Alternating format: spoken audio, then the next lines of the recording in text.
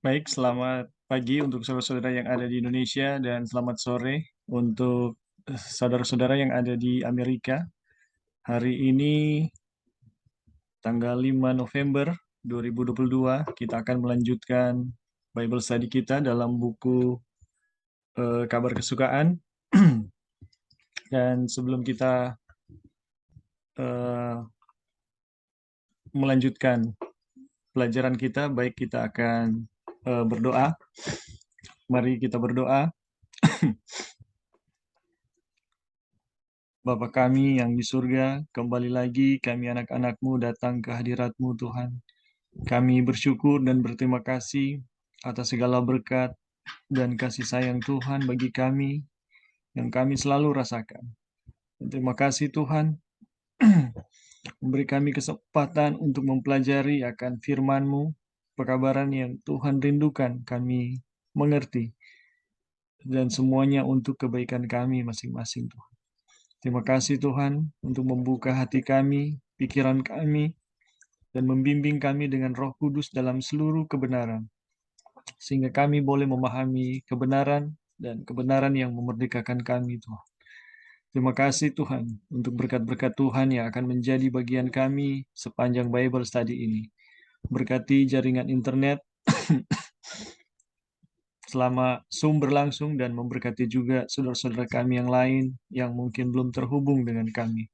Biarlah berkat-berkat surga yang sama boleh menjadi bagian kami semua. Terima kasih Tuhan. Inilah doa kami. Dalam nama Yesus kami sudah berdoa. Amin.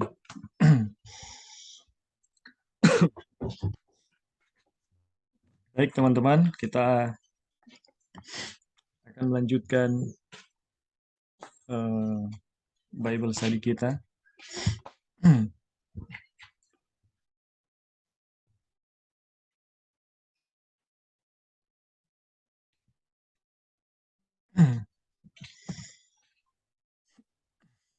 Jadi pada minggu yang lalu ya, kita mengulang sedikit apa yang kita pelajari pada minggu yang lalu, yaitu mengenai keterpisahan ya, keterpisahan dengan Tuhan. Dan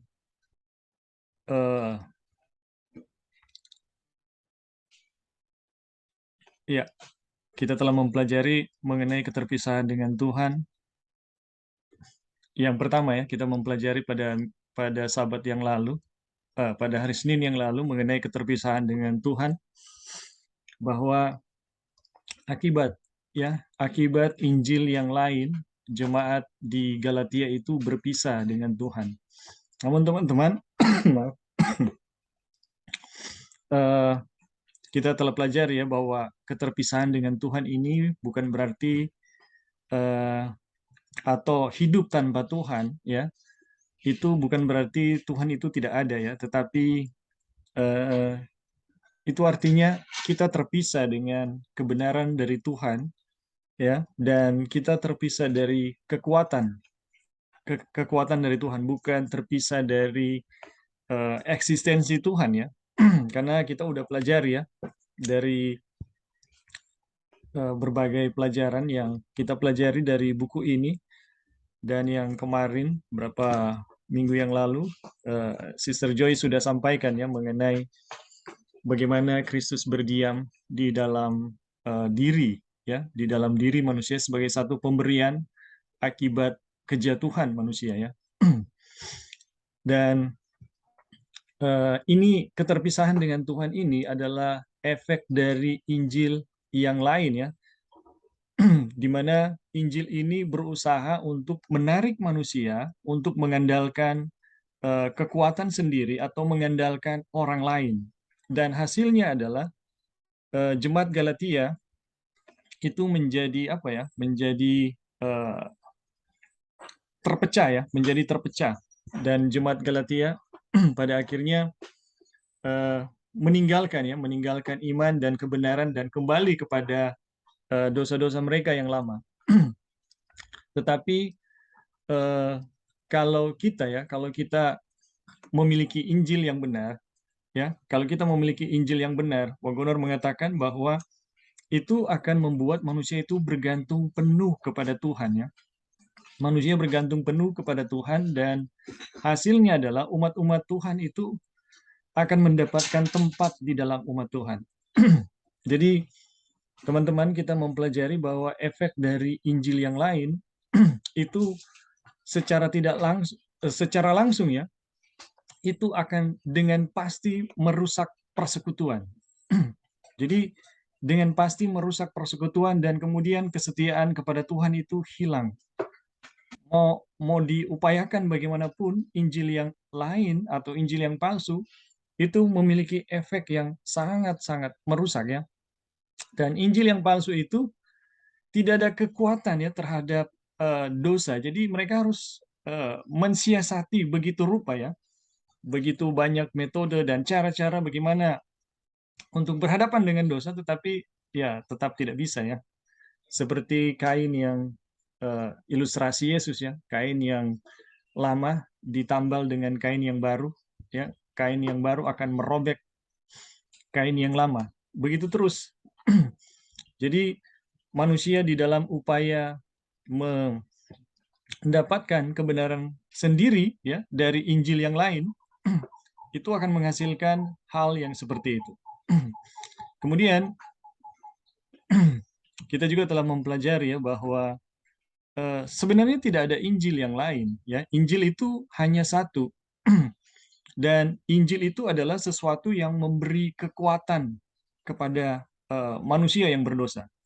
Jadi kalau kita mengatakan saya mempelajari Injil, apa yang saya yakini adalah Injil yang benar, itu seharusnya memiliki kuasa ya terhadap kelemahan-kelemahan kita.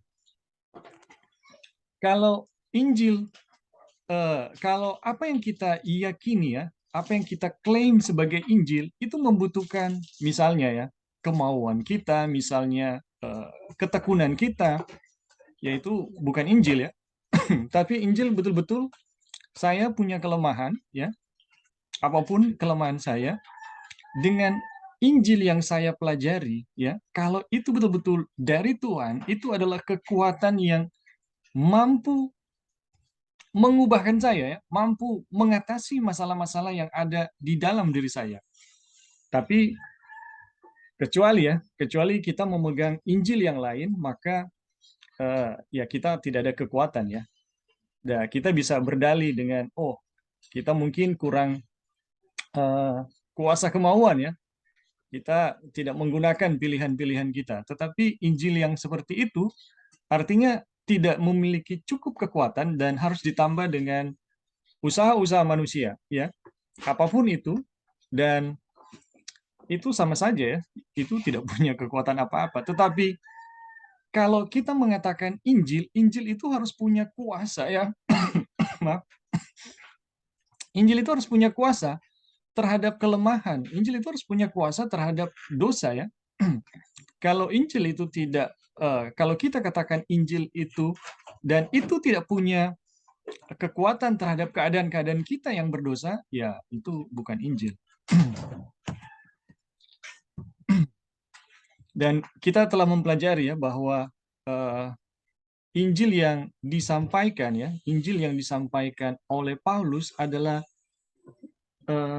Injil segala zaman ya, Injil segala zaman. Dan dari apa yang telah kita pelajari dalam buku ini ya, bahwa tidak ada Injil yang lain, artinya Injil yang disampaikan oleh Henokh, Nuh, Abraham, Musa, Yesaya maupun rasul-rasul itu adalah Injil yang sama ya. Itu adalah Injil yang sama.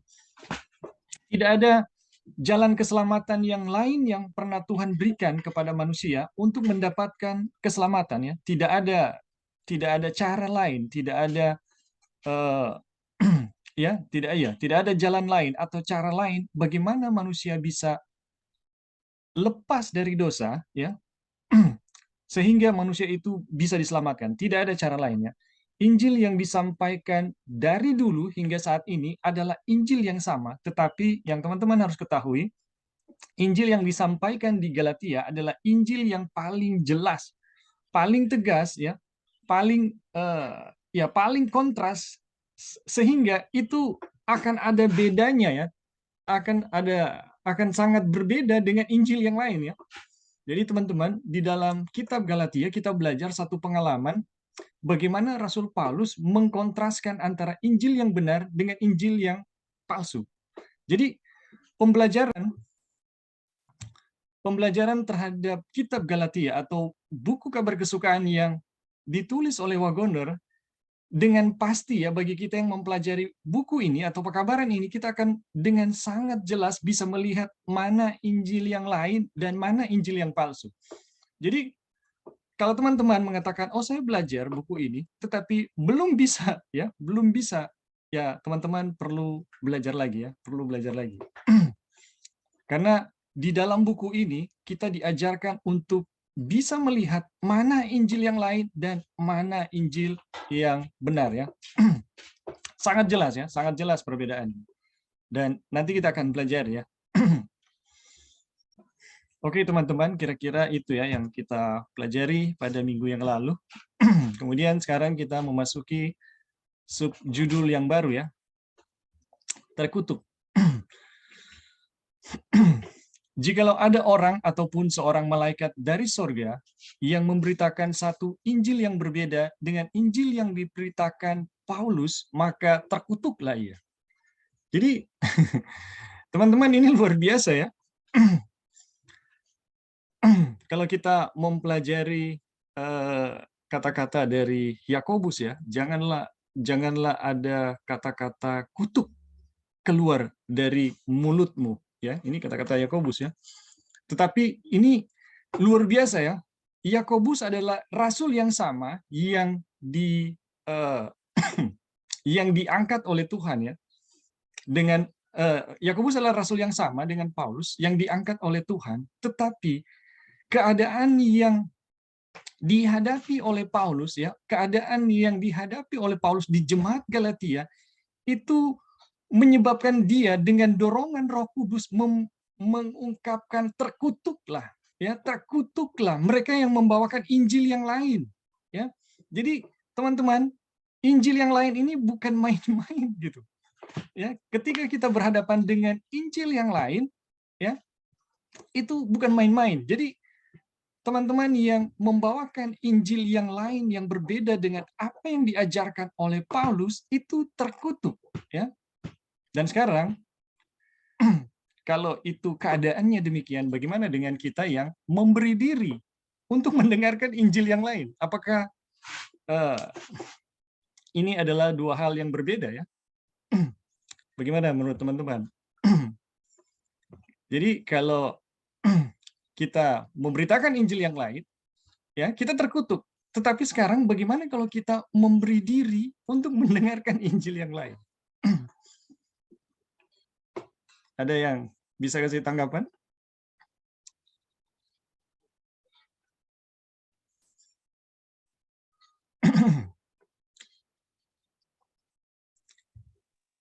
Sama mungkin. Ya bagaimana, Brother Lauri?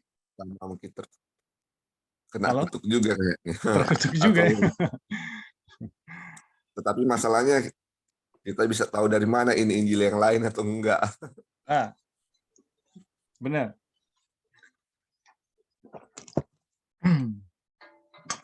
Apa pertanyaannya, Bing? Jadi Rasul Paulus kan mengumumkan terkutuk bagi mereka yang memberitakan Injil yang lain. Tapi bagaimana dengan kita yang membuka diri untuk mendengarkan Injil yang lain? Jadi bukan memberitakan, tapi mendengar. Sama nggak gitu?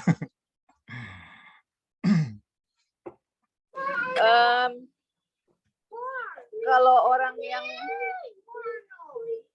orang yang mengerti Injil yang benar, bisa saja dia bisa melihat antara Injil yang benar dengan Injil yang palsu. Tapi kalau orang yang belum mengerti sama sekali Injil itu, ya pengalaman pribadi ya, itu bisa saja terikut akan Injil yang palsu. Nah, cuman di masalah Galati ini, mereka sudah tahu Injil yang benar, tapi mereka menerima Injil palsu gitu. Jadi kalau kita lihat permasalahannya tergantung dari pilihan orang yang mendengar itu, mereka mau terima mana gitu. Kalau istilah mereka sudah tahu Injil benar. Ya, Oke, thank you, Bung. jadi teman-teman, sebenarnya baik yang mengajarkan maupun yang mendengar itu punya konsekuensi yang sama ya, bisa terkutuk ya. Tetapi mungkin ya, kita bisa katakan mungkin ya bagi jemaat Galatia, mereka belum punya referensi pengalaman yang jelas mengenai kemurtatan disebabkan oleh Injil yang lain. Jadi mereka pikir ini adalah satu Injil gitu yang mungkin lebih meningkat ya, lebih meningkat dari apa yang diajarkan oleh Paulus. Dan itu diterima ya, itu diterima. Tetapi buat kita yang hidup sekarang ya, buat kita yang hidup sekarang, saya rasa ini menjadi satu pelajaran yang sangat besar buat kita karena apa? Kita nggak bisa sembarangan loh mendengarkan pemberitaan kalau kita tidak di dalam posisi misalnya ya seperti Ellen White ya, seperti Ellen White ketika berhadapan dengan ajaran-ajaran palsu di zamannya. Ada beberapa kali Ellen White harus mempelajari, tetapi kapasitas Ellen White ketika menghadapi Injil-Injil yang lain ya atau gerak ajaran-ajaran yang palsu saat itu betul-betul telah berdiri kokoh di atas kebenaran ya, telah berdiri kokoh di atas kebenaran. Jadi Ellen White mendengarkan atau mempelajari ya ajaran-ajaran yang menyimpang saat itu dengan maksud untuk meluruskan ya ajaran yang diyakini ya, ajaran yang diyakini oleh orang-orang yang sedang tersesat oleh doktrin yang mereka sedang pegang ya. Dan bagaimana Ellen White berupaya untuk menyelamatkan. Jadi teman-teman, kadang memang perlu tetapi harus berhati-hati ya. Kita harus berhati-hati untuk bisa mendengarkan. Kalau tidak kuat ya, kalau kita belum yakin dengan kedudukan kita, ini ada teman saya punya teman dulu ya, ketika mengikuti satu kelompok, dia katakan, oh saya cuma mendengar, saya cuma mau mendengar saja. Tetapi lama kelamaan ketika dia mendengarkan ajaran-ajaran dari kelompok tersebut, tiba-tiba tidak lama kemudian dia udah jadi punya keberanian untuk mulai menghakimi para pemimpin, ya pendeta-pendeta di dalam gereja, keadaan-keadaan organisasi. Wah, yang pertama mulanya baru mendengar ya. Dan kedua kali kita ketemu dengan dia udah punya keberanian untuk mengkritik. Ya. Dan ketiga kali ketika kita berpisah dan ketemu lagi, dia udah menyatakan diri saya bersama-sama dengan mereka. Jadi teman-teman, kita harus sangat berhati-hati ya untuk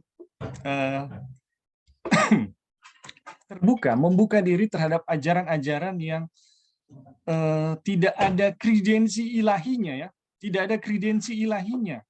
Ellen White tidak meneguhkannya ya. Tetapi kalau kita mempelajari pekabaran yang disampaikan oleh Jones dan Wagoner ya, ini sangat jelas ya bagaimana Roh Nubuat sendiri mengokohkan pekabaran ini ya. Jadi kita nggak perlu ragu-ragu. Jadi kita bisa dibilang ya bahwa kita harus sangat berhati-hati karena Injil yang lain itu punya efek yang sama ya, baik yang memberitakan maupun yang mendengar punya efek yang sama ya, akan membawa kita kepada keadaan yang terkutuk. Tidak ada dua standar ya, tidak ada dua standar untuk yang benar dan yang salah. Apa yang mendatangkan kutuk sekarang sudah pasti menghasilkan hal yang sama 5.000 tahun yang silam, atau kutuk apa yang mendatangkan kutuk 5.000 tahun yang silam pasti sama sekarang ya, itu nggak berubah. Dengan demikian kita mengetahui jalan keselamatan itu sungguh-sungguh sama untuk setiap zaman.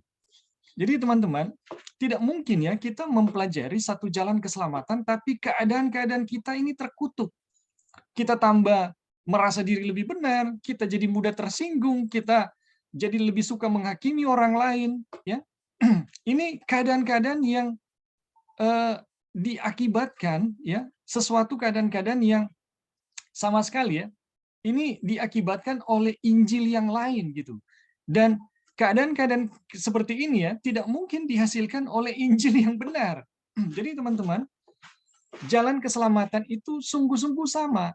Kalau apa yang diklaim orang saat ini itu menyelamatkan kita, itu sudah pasti akan membawa kita dalam pengalaman yang sama seperti yang dialami oleh nabi-nabi dulu, rasul-rasul dulu, atau tokoh-tokoh dulu ya, yang mengalami kebenaran-kebenaran di dalam firman Tuhan. Jadi tidak mungkin berbeda ya. Jalan keselamatan itu sungguh-sungguh sama ya. Jalan keselamatan itu sungguh-sungguh sama untuk setiap zaman. Jadi teman-teman, kalau kita dengan benar mempelajari apa yang mendatangkan keselamatan dulu, itu pasti akan mendatangkan keselamatan sekarang ini. Jadi itu ya yang kita harus pahami. Dan tadi ya, bagaimana kita berhadapan dengan Injil yang lain ya, bagaimana kita bisa membedakan. Ya sudah tentu ya, bagaimana kita bisa membedakan ini Injil yang lain atau Injil yang palsu atau Injil yang benar ya. Ya sudah tentu kita harus tahu apa Injil yang benar ya. Injil yang benar, dan Injil yang benar itu tidak akan pernah berubah ya. Injil yang benar itu tidak akan pernah berubah. Jadi kemarin kita punya pengalaman barusan beberapa hari yang lalu, 1 hari yang lalu, ketemu dengan orang yang dia sharing pengalamannya bahwa di jemaatnya ada seorang yang bergelar doktor ya, yang kemudian dia mempersalahkan seluruh ajaran yang telah dibangun oleh Gereja Advent sampai saat ini ya. Ada istilahnya ada sebuah chart ya, chart 2300 pagi dan petang pelayanan Yesus di bilik yang masjid, dan dia katakan, oh ini salah, ini salah, ini salah, ini salah, ini salah. Jadi luar biasa nih orang. Apa yang telah dibangun oleh Tuhan di dalam gereja kita, dia katakan ini salah, ini salah, ini salah, ini salah. Ini luar biasa ya. Tetapi teman-teman, kita dipastikan ya oleh Roh Nubuat, sesungguhnya bahwa ajaran apapun yang muncul kemudian, yang kemudian merombak apa yang telah dibangun oleh para Advent, para tua-tua Advent selama 50 tahun, itu adalah satu kesalahan besar. Jadi teman-teman, kita harus berhati-hati terhadap ajaran baru ya. Seperti contoh yang paling jelas sekarang. Contoh yang paling jelas sekarang adalah ajaran lunar sabat ya, ajaran lunar sabat. Jadi lunar sabat ini kalau kita terima, ini akan membongkar semua ajaran yang telah dibangun oleh gereja kita ya, oleh Tuhan melalui para tua-tua ya di dalam gereja Advent. Jadi coba bayangkan ketika kita menerima ini ajaran ini harus dibongkar. Jadi bagaimana mungkin jalan keselamatan itu berubah? Padahal dulu itu telah menyelamatkan para pionir kita gitu. Dan sekarang ada orang yang muncul kemudian mendefinisikan inilah jalan keselamatan. Aduh, kita harus sangat berhati-hati ya. Injil itu diberitakan kepada Abraham, malaikat-malaikat ya, malaikat-malaikat diutus kepadanya dan para nabi memberitakan Injil itu. Tetapi jikalau Injil yang diberitakan mereka berbeda dengan yang diberitakan Paulus, maka mereka pastilah dikutuk. Jadi teman-teman, apa yang diberitakan oleh Paulus tidak mungkin berbeda dengan yang diberitakan oleh Petrus. Makanya ketika di pertemuan ya, di konferensi rasul-rasul ya di Yerusalem, konferensi rasul-rasul di Yerusalem, Paulus memberitakan sesuatu yang dia tidak pernah konfirmasi kepada rasul-rasul. Ya, kenapa? Karena dia yakin Tuhan yang sama, Tuhan yang mengajarkan mereka adalah Tuhan yang sama yang mengajarkan Injil kepadanya. Jadi ketika ketemu dan Paulus memberitakan pekabaran kepada rasul-rasul saat itu, rasul-rasul itu menjabat tangan sebagai tanda persahabatan kepada Paulus dan Barnabas ya saat itu. Jadi kalau kita diajar oleh Tuhan yang sama, tidak mungkin ya ada dua ajaran yang berbeda. Jadi di sini dikatakan ya, kalau Injil yang diberitakan mereka berbeda dengan yang diberitakan Paulus, maka pastilah terkutuk, pastilah dikutuk. Jadi kalau Injil, ya kalau kita klaim kita memiliki Injil, kita memiliki kekuatan dari Tuhan yang bisa melepaskan kita dari kutuk tentunya ya. Jadi Injil itu adalah kekuatan Tuhan, bukan kekuatan kita ya. Jadi kalau kita klaim kita memiliki Injil, tapi kita selalu diperdaya oleh keadaan-keadaan kita yang lemah, ya kita harus dengan rendah hati ya untuk bertanya, ya Tuhan, bisa saja ada sesuatu yang salah ya di dalam pekabaran yang saya yakini. Mengapa orang harus dikutuk bila memberitakan Injil yang lain? Ya, Pak Gubernur mengatakan oleh sebab ia adalah penyebab yang mengikat orang lain di dalam kutuk. Ya, mengapa orang harus dikutuk bila memberitakan Injil yang lain? Oleh sebab ia adalah penyebab yang mengikat orang lain di dalam kutuk dengan membawa mereka percaya bahwa keselamatan mereka ada di dalam apa yang mereka akui sebagai kuasa, tetapi sebenarnya bukanlah kuasa. Jadi teman-teman, sekali lagi ya, kita di sini belajar, Injil itu punya kuasa, tetapi Injil yang lain hanya mengklaim punya kuasa, tapi tidak punya kuasa gitu. Jadi sekali lagi, Injil itu adalah kekuatan Tuhan. Jadi ketika berhadapan dengan kelemahan-kelemahan kita, itu haruslah secara signifikan bisa ya mengatasi semua kelemahan kita. Tidak ada terkecuali ya. Karena orang-orang di Galatia terpisah dari Allah, nyatalah bahwa mereka telah mempercayai kuasa manusia, kuasa mereka sendiri untuk keselamatan. Jadi Injil yang lain selalu ya, Injil yang lain selalu akan membawa kita untuk bergantung pada kuasa manusia, bukan kuasa Tuhan. Ya, tetapi Injil yang benar ya, Injil yang benar itu membawa kita yang sangat lemah ya, kita yang berdosa kepada kekuatan Tuhan, dan oleh kekuatan tersebut kita dibebaskan dari kutuk, bukan diselamatkan di dalam kutuk ya. Tetapi tidak ada manusia yang dapat menyelamatkan orang lain. Sebab itu terkutuklah orang yang mengandalkan manusia, yang mengandalkan kekuatannya sendiri, dan yang hatinya jauh daripada Tuhan. Jadi ada pengumuman terkutuklah, ya.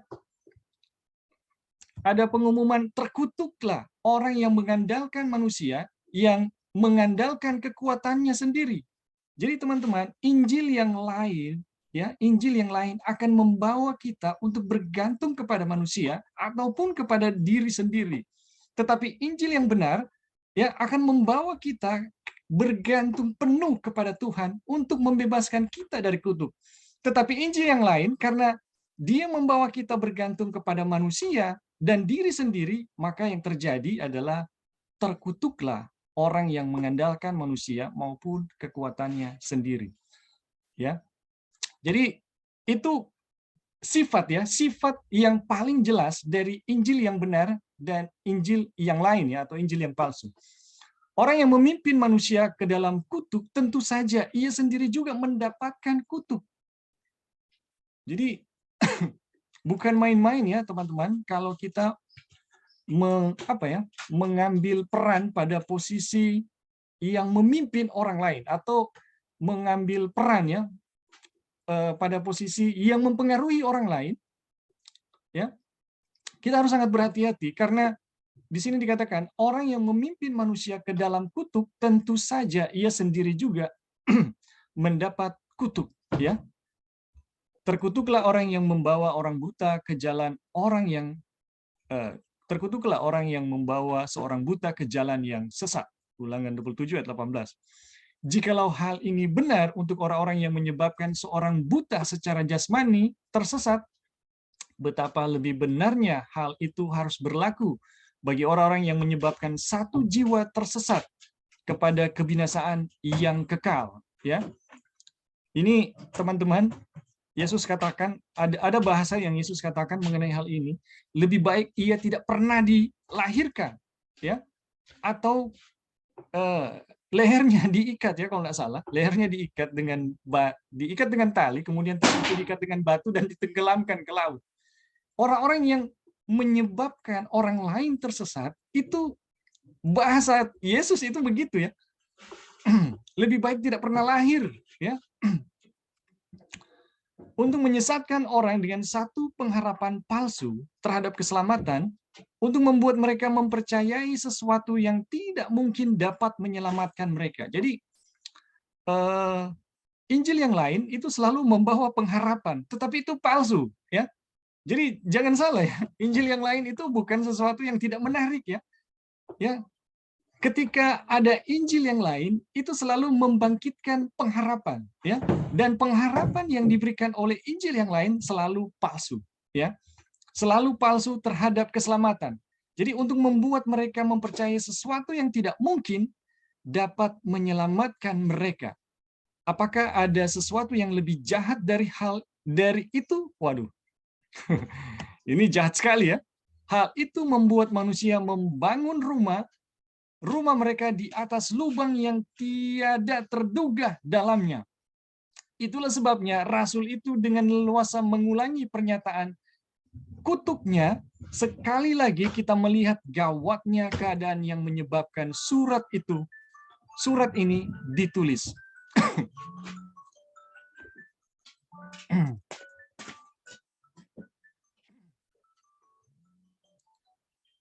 Jadi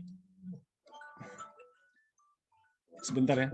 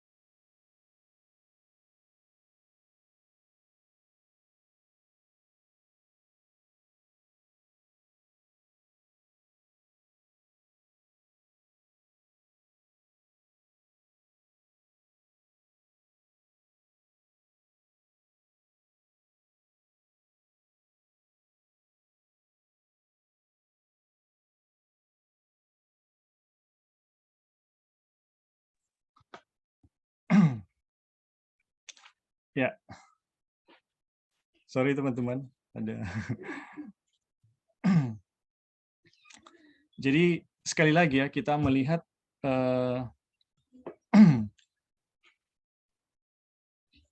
ini kata-kata Wagoner ya. Apakah ada sesuatu yang lebih jahat dari itu? Jadi orang-orang yang membawa manusia ya pada satu pengharapan palsu, tapi sebenarnya pengharapan itu tidak memberikan apa-apa ya, tidak memberikan apa-apa untuk keberadaannya yang ada di dalam kutub, maka ini merupakan satu satu keadaan yang sangat jahat, dibilang sangat jahat dan sangat mengerikan. Hal itu membuat manusia membangun rumah mereka di atas lubang yang tidak terduga dalamnya. Aduh. Coba saudara bayangkan ya, kita membangun rumah ya, telah berupaya begitu rupa, tapi ternyata di saat kita membangun pada bangunan yang terakhir ya, mungkin tinggal atap yang kita bangun, tiba-tiba seluruh bangunannya runtuh. Ya, itulah sebabnya Rasul itu dengan leluasa mengulangi pernyataan kutuknya. Aduh, karena keadaan yang akan dialami oleh kita yang mempelajari Injil yang lain, ya, ini betul-betul sangat berbahaya ya, sangat berbahaya. Dan sekali lagi kita melihat gawatnya keadaan yang menyebabkan surat ini ditulis. Jadi teman-teman, ini Wagoner berkali-kali ya bahwa Injil apa yang dihadapi oleh jemaat Galatia yang disebabkan oleh Injil yang palsu ini merupakan satu kondisi yang sangat-sangat gawat ya, sangat-sangat gawat. Ini diulang-ulang berkali-kali. Jadi jangan dianggap sepele ya kalau kita berhadapan dengan Injil yang palsu ya. Oke, sampai di sini teman-teman, ada yang mau menambahkan, dipersilakan.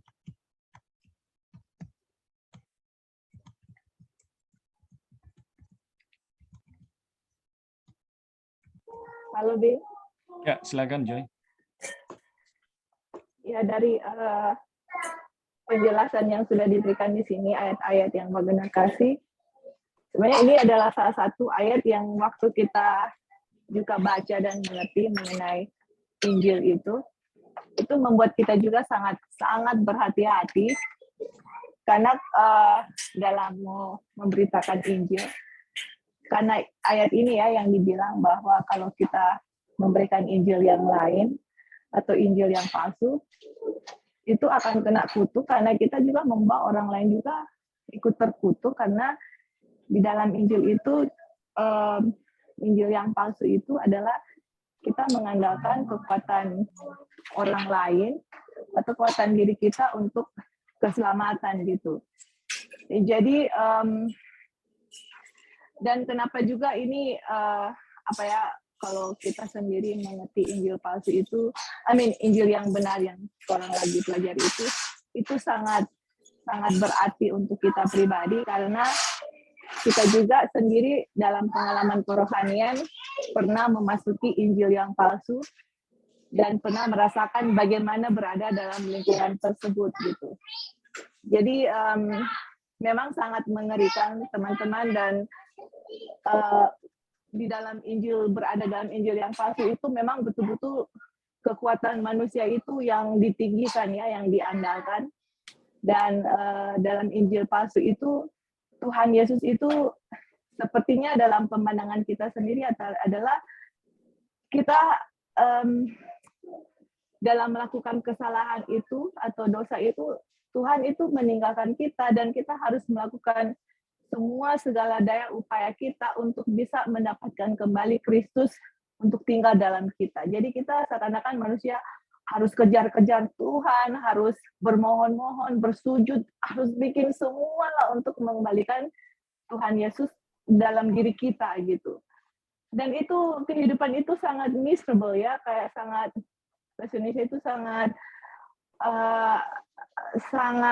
nggak enak sekali gitu.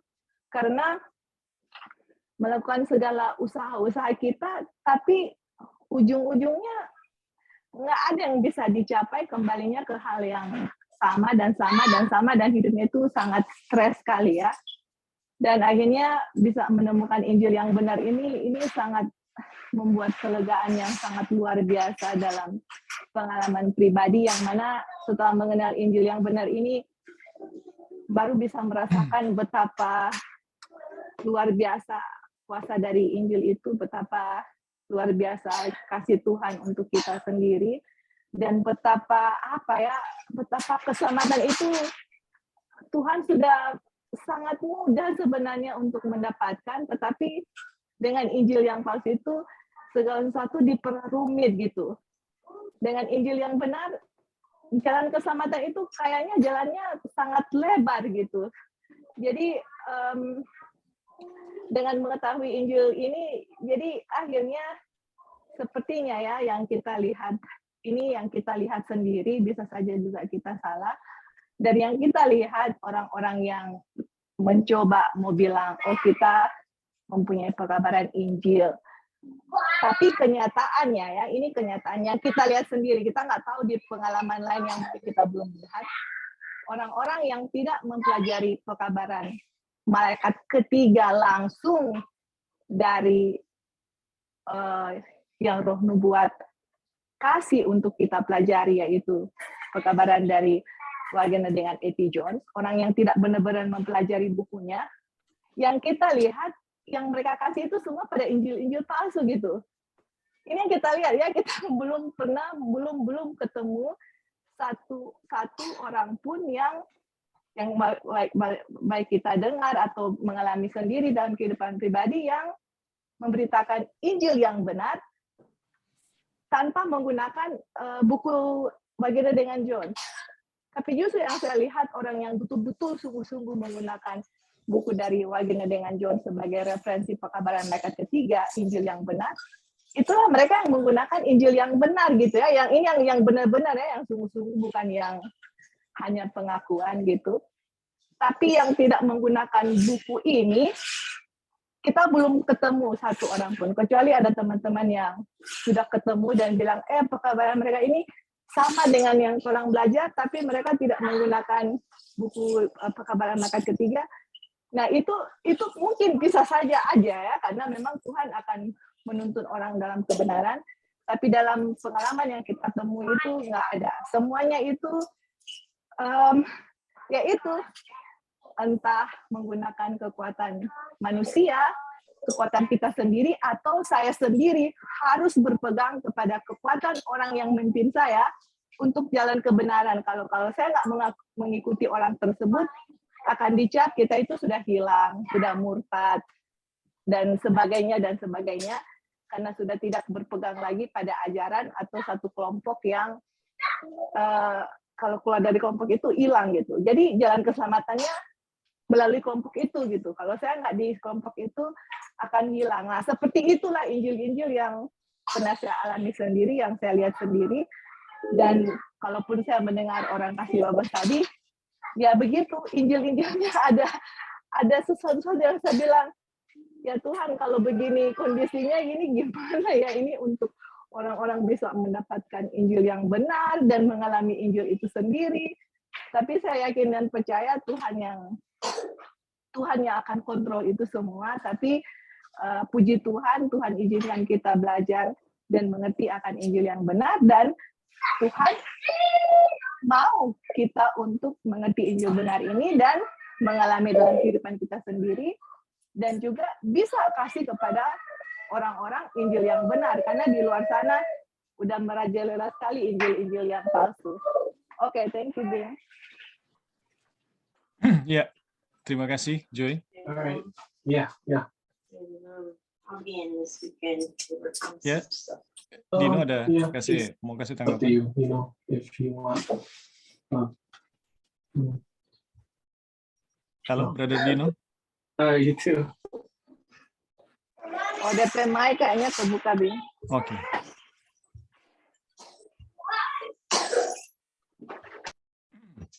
Ya, jadi saya sepertinya sependapat ya dengan Sister Joy. Orang-orang yang mengklaim membawakan pekabaran malaikat ketiga atau 1888 ya, yang tidak menjadikan buku sebagai referensi, saya melihat wah ini karena kebanyakan ya hanya mengklaim aja. Jadi teman-teman, ini kita harus sangat berhati-hati ya terhadap pekabaran-pekabaran yang mengklaim sebagai Injil. Oke, di sini ada Saudara Erik mau angkat tangan, silakan. Oke, baik. Terima kasih untuk kesempatan. Jadi memang ini sesuatu yang menjelaskan tentang kenyataan orang berdosa itu sendiri ya. Ketika Paulus memberikan teguran keras bagi orang-orang Galatia, Paulus sebenarnya menyatakan keadaan mereka di dalam dosa. Dan itu memang keadaan yang terkutuk ya. Keadaan di dalam dosa itu adalah keadaan yang terkutuk dan tanpa pengharapan. Sampai kepada kematian yang kedua. Dan itu memang kenyataannya seperti itu ya.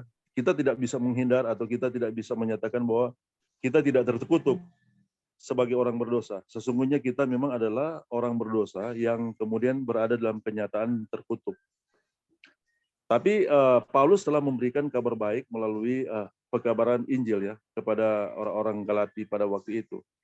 Dan kabar baik tentang Injil itu sendiri yang memberikan mereka pengharapan ya dari keadaan dosa itu, mereka dapat diselamatkan melalui pekabaran Injil yang kemudian telah diberitakan oleh Paulus ya di dalam perjalanan Paulus, perjalanannya yang pertama ketika dia mengunjungi mereka, kemudian dia menyampaikan pekabaran tentang pekabaran Injil yang menjadi satu pengharapan bagi mereka untuk terlepas dari keadaan kutuk ya, mereka yang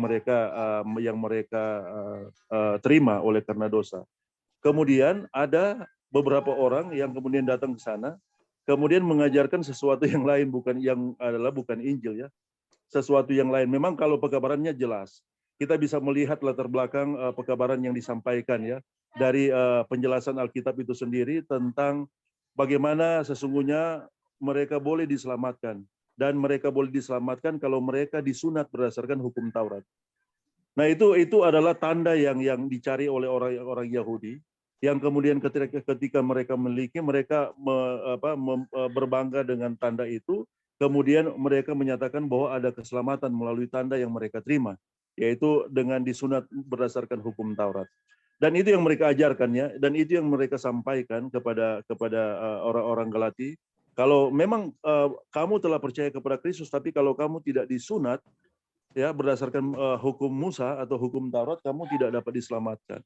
Nah ini adalah mereka dituntun untuk berada kembali ya, berada di dalam keadaan yang sebagaimana mereka semula ya, bahwa keadaan tidak memiliki pengharapan. Jadi tidak ada pengharapan dari agama apapun ya yang diajarkan atau yang diberikan di luar dari Kristus dan kebenarannya. Hanya Kristus dan kebenarannya satu-satunya jalan keselamatan. Dan memang berbicara tentang kekuatan kuasa itu bisa orang miliki di dalam kebenaran Kristus itu sendiri.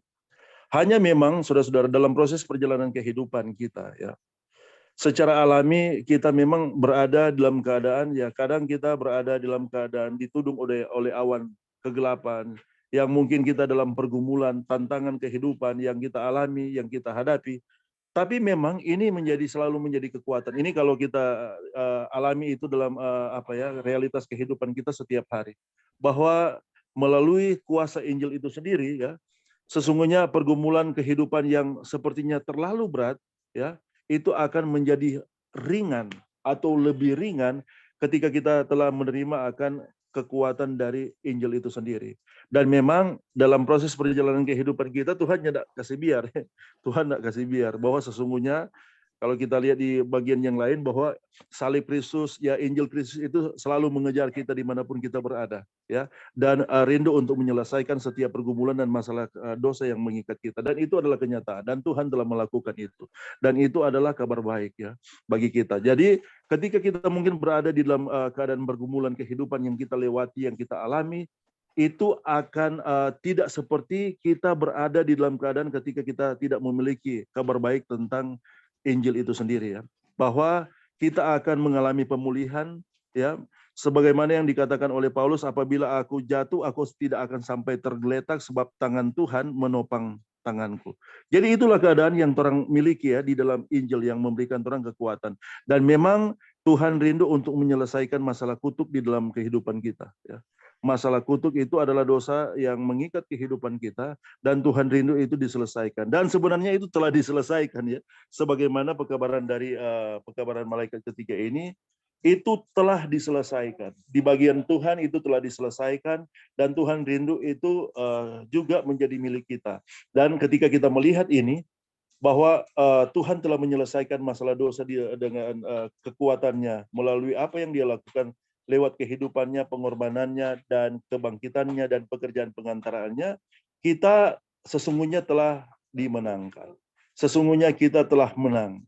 Dan ini adalah bagian dari kerinduan Tuhan yang kita boleh alami setiap hari dalam perjalanan kehidupan kita sebagai pribadi-pribadi umat Tuhan ya, murid-murid Tuhan yang hidup zaman saat ini. Jadi itu adalah kabar baik.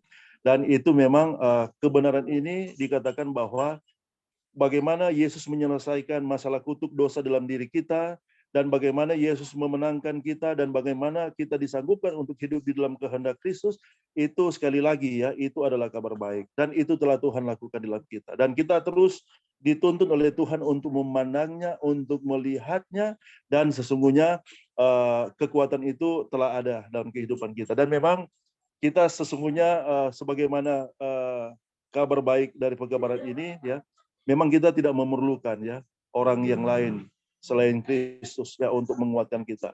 Kita tidak lagi memerlukan kalau mungkin ada masalah pergumulan kejiwaan yang kita alami, atau pergumulan kita yang begitu berat, kita tidak perlu lagi seorang psikiater ya ketika kita melihat dan menerima akan pekabaran ini. Dan kita bersyukur bahwa Tuhan rindu itu berlimpah-limpah dalam kehidupan kita, dan kita boleh memiliki pengharapan itu di sini ya, di saat ini dalam kehidupan kita secara pribadi. Sambil kita hidup sebagai umat Tuhan yang menantikan kedatangan Tuhan Yesus pada kali yang kedua. Jadi sekali lagi kutuk itu telah digantikan dengan kabar baik oleh Kristus, dan kemudian kita berada dalam keadaan pengharapan untuk kita boleh diselamatkan ya.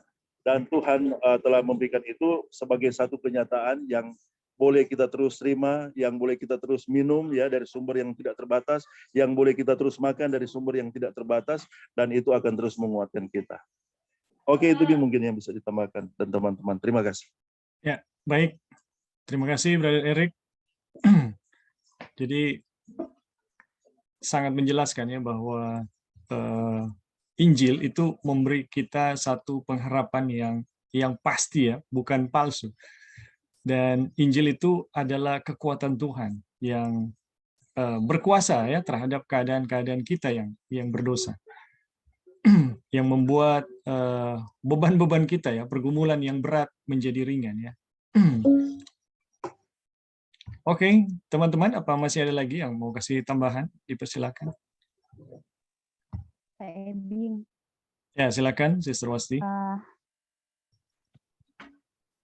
Ini pertanyaan sih, karena mungkin kita yang belum terlalu paham atau bagaimana, jadi minta tanggapannya. Tadi kita sempat dengar dari Pak Joy bagaimana ketika orang terima Injil yang palsu dan ketika orang melakukan suatu pelanggaran atau kesalahan, orang akan seperti begitu berduka, bahkan mau melakukan usaha supaya Tuhan boleh terima orang lagi. Dan usaha itu kayak membuat orang sangat menderita sekali. Nah, bagaimana perbedaannya ketika, maksudnya orang bisa bedakan ini orang ada di Injil yang benar atau Injil yang palsu, di saat maksudnya ketika orang berdosa, lakukan pelanggaran, karena kita ingat ayat yang dibilang kalau orang berdosa, lakukan kesalahan dan Roh Kudus sadarkan orang, maka pengakuan itu harus dilakukan dengan sungguh-sungguh, dan itu harus disesali, dosa itu harus disesali dengan sungguh-sungguh, dan jiwa itu kayak hancur. Jadi Tuhan akan memulihkan jiwa yang hancur itu karena menyesali dosa itu. Jadi bagaimana maksudnya bisa bedakan pertobatan yang betul, pengakuan yang betul, yang benar, versi Injil yang palsu. Karena agak-agak misalnya ini pengakuan ini orang nggak bisa lihat mana yang benar dan mana yang salah kalau itu nggak dialami secara pribadi, karena dari kita sendiri juga kalau di saat sudah belajar kebenaran ini, tapi di saat lakukan kesalahan tetap dalam pengakuan itu kayak hati hancur karena sudah melakukan kesalahan, tapi nggak sampai Tuhan nggak terima lagi kita. Cuman yang kita bermaksud bagaimana orang bisa bedakan mana yang benar dan mana yang tidak benar, maksudnya sesuai dengan pengakuan ini. Thank you. Ya, terima kasih Sister Wasti. Jadi ini pertanyaan dari tanggapan Sister Joy. Bagaimana Sister Joy? Ada tanggapan? Oh iya, thank you atas pertanyaannya, bagus sekali. Jadi yang tadi kita explain dari kita punya pengalaman pribadi itu adalah kalau Injil yang benar, betul ya, kalau kita bersalah, memang itu ada hati yang hancur, hati yang sedih karena kita melukai juru selamat yang berdiam di dalam kita, yang melakukan segala usaha untuk menyelamatkan kita gitu. Nah, kalau kita punya pengalaman dulu yang tadi kita bilang itu adalah waktu kita berdosa, Tuhan Yesus itu meninggalkan kita, dan semua upaya yang kita lakukan untuk supaya Tuhan Yesus itu kembali lagi ke kita. Nah, kalau di Injil yang benar itu adalah Tuhan itu ada di dalam kita dalam keadaan apapun, dan Tuhan itulah yang membuat kita sadar, Tuhan itu yang membuat kita kembali ke jalan yang benar. Semua itu adalah pekerjaan Tuhan. Kalau di yang kita alami dulu adalah saya yang harus melakukan semuanya itu untuk mengembalikan Tuhan. Kalau di Injil yang benar, Tuhan yang melakukan semuanya itu untuk saya bisa kembali gitu. Jadi bisa lihat ya, kalau Injil yang palsu, saya harus melakukan sesuatu untuk Tuhan kembali. Kalau Injil yang benar itu adalah semua adalah pekerjaan Tuhan. Semua adalah pekerjaan Tuhan di dalam kita gitu. Jadi itu adalah satu kelegaan ya, yang mana bukan usaha kita untuk mengembalikan Tuhan, tapi itu semua adalah pekerjaan Tuhan di dalam kita. Oke, thank you, Bing. Ya, terima kasih Joy. Jadi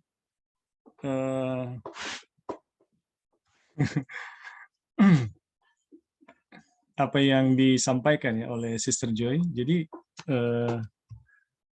bisa membantu ya, kita memahami bagaimana pengalaman dari orang-orang yang bertobat ya. Karena apa yang dialami oleh Sister Joy adalah pengalamannya sendiri, bagaimana dari pemahaman yang berbeda tentang keselamatan. Yang pertama dengan Injil yang palsu, dengan pertobatan ya, dengan kesadarannya terhadap dosa, dia berupaya untuk mendatangkan Tuhan. Ya, dia sadar berdosa, tapi berupaya untuk mendatangkan Tuhan.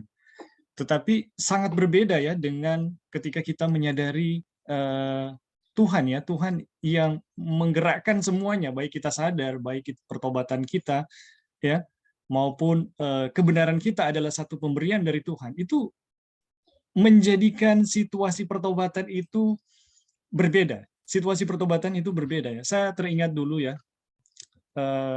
ketika belum tiba ya pada pemahaman tentang Injil ya yang benar, saya sering berdoa sampai berjam-jam, bisa dibilang meraung-raung ya, untuk bagaimana mencari kelayakan di hadapan Tuhan. Jadi kalau Alkitab mengatakan hati yang hancur, jadi saya menangis sekuat mungkin ya. Siapa tahu dengan tangisan saya Tuhan akan lebih berkenan lagi. Tapi teman-teman, ketika saya tiba ya pada pengalaman mempelajari pekabaran yang sedang kita pelajari, itu situasinya berbeda, teman-teman. Ya, situasinya berbeda. Saya ketika melakukan kesalahan, Tuhan menginsafkan saya, tetapi tidak lagi seperti dahulu ya.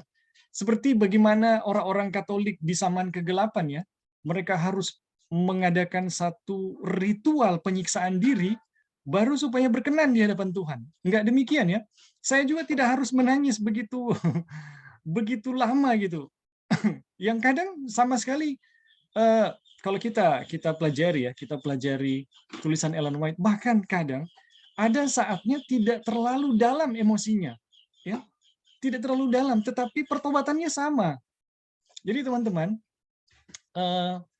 mungkin yang bisa membedakan adalah kadang orang berpikir bahwa dengan situasi yang penuh emosi itu adalah satu bentuk pertobatan yang sejati. Tetapi sebenarnya kalau kita betul-betul tahu bahwa kesadaran pun Tuhan yang ciptakan, remuk jiwa pun Tuhan yang ciptakan, ya, kita nggak harus nambah-nambah gitu apa yang Tuhan buat, apa yang sejauh mana yang Tuhan telah buat bagi kita, itulah yang kita terima.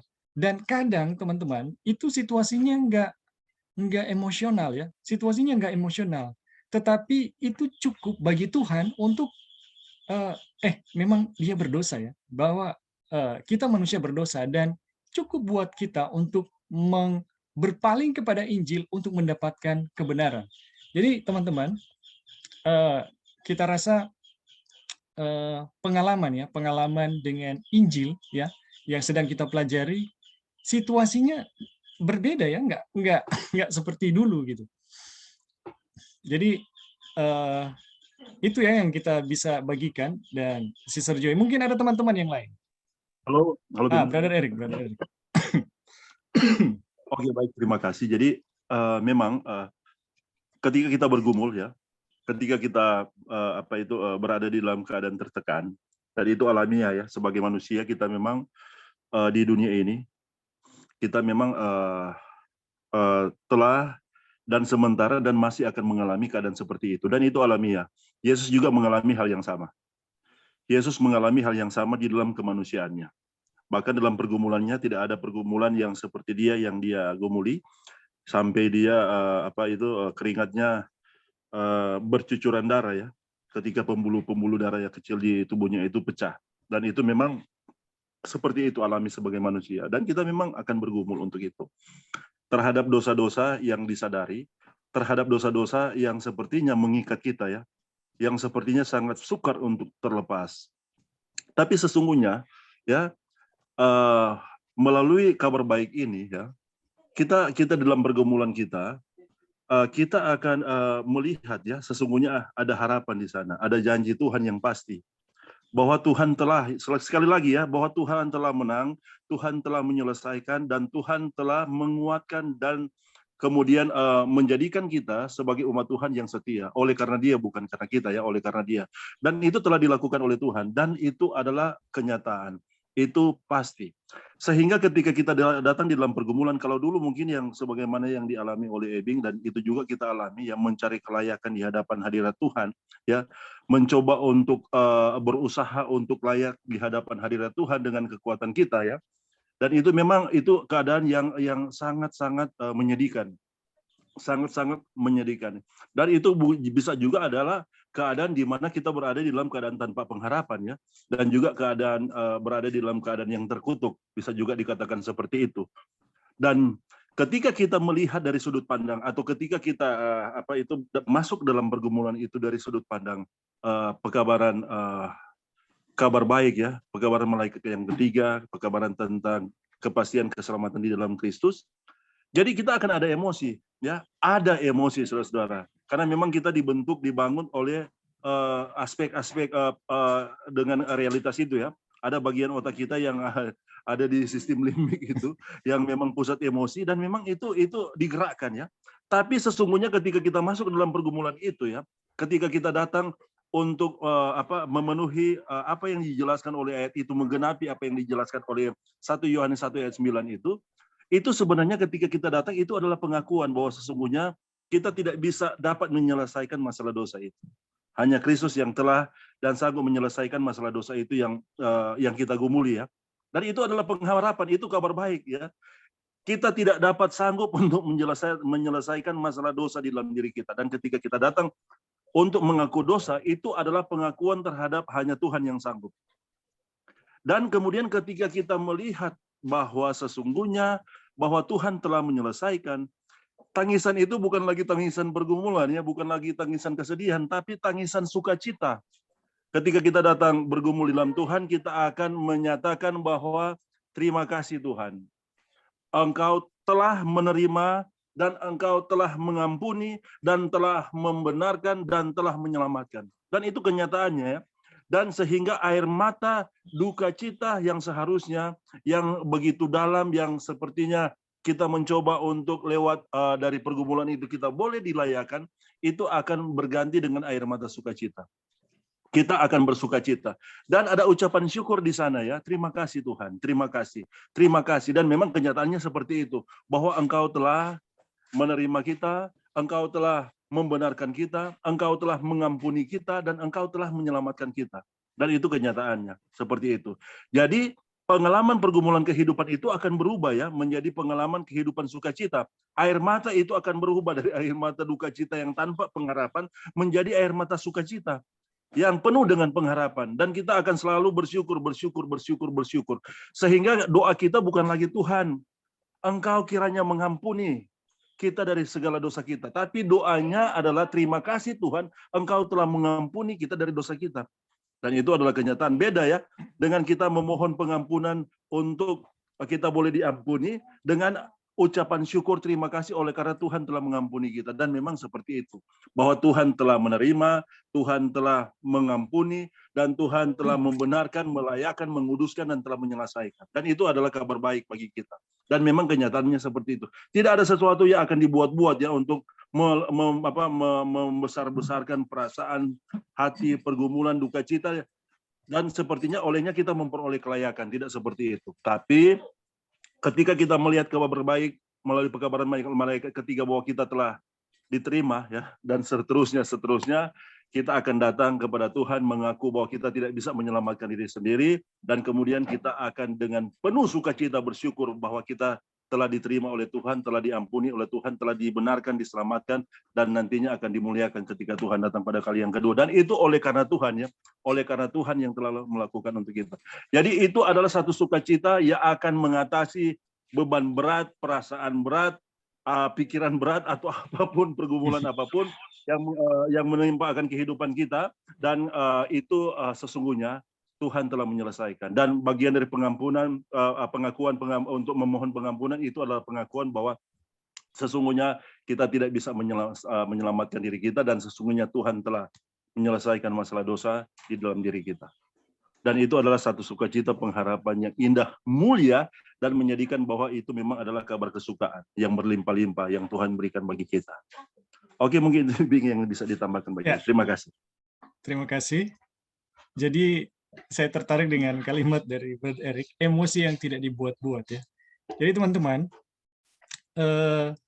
ketika kita mengetahui ya tentang Injil, kita bisa emosional ya, tapi bisa juga enggak ya, karena itu yang Ellen White katakan ya, bisa juga tidak gitu. Tetapi tidak selamanya Ellen White katakan itu harus emosional ya, tapi pertobatannya sejati gitu.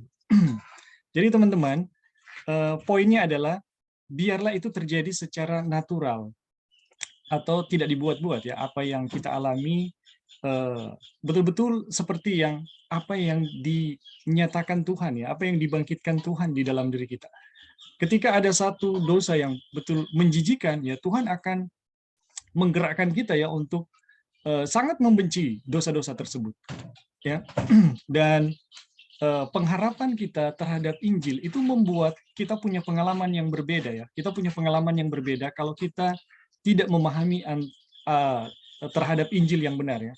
Jadi Injil akan memberikan satu pengalaman yang sangat berbeda kepada kita ya, yang mengalami pertobatan. Dan di bawah ini juga teman-teman, di bawah bacaan kita selanjutnya itu akan dijelaskan bagaimana pertobatan bisa beda, tetapi pengalaman pertobatan bisa beda, tapi prinsipnya sama.